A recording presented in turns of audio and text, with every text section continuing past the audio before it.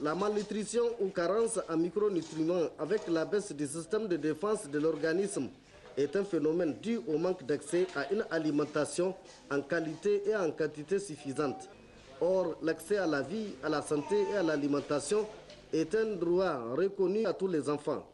Le gouvernement du Niger, qui a adopté plusieurs textes nationaux et internationaux relatifs aux droits des enfants, ne cesse de multiplier des actions qui concourent à la réalisation de ces droits, avec bien sûr l'appui de ses partenaires, dont l'UNICEF.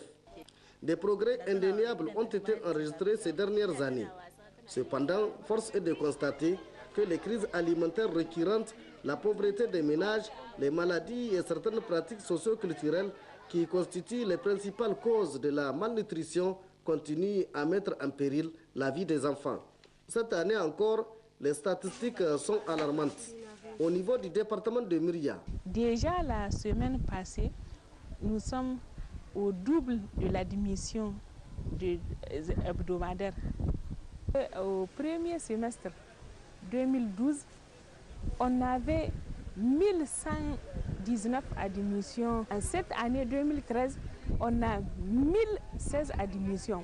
Cette augmentation des cas est due, entre autres, à la situation alimentaire précaire de la population, à l'application du nouveau protocole révisé de la prise en charge, mais aussi à l'initiative de l'ONG Bien-être de la femme et de l'enfant BFN dans le cadre de la promotion du dépistage à travers son projet pilote périmètre brachial par les mères.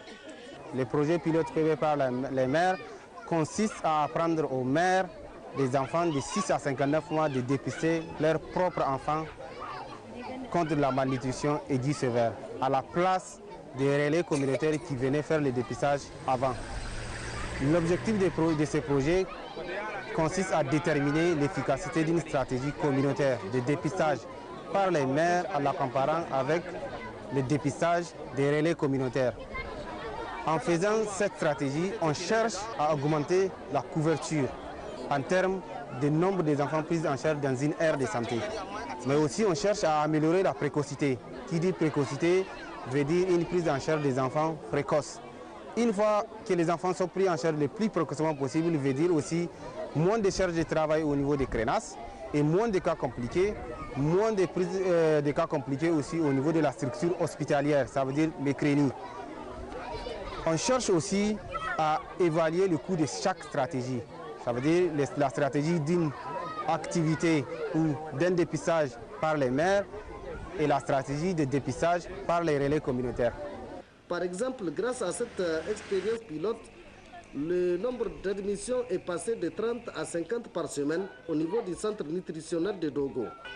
Le périmètre brachial, les mères le comprennent et savent le faire.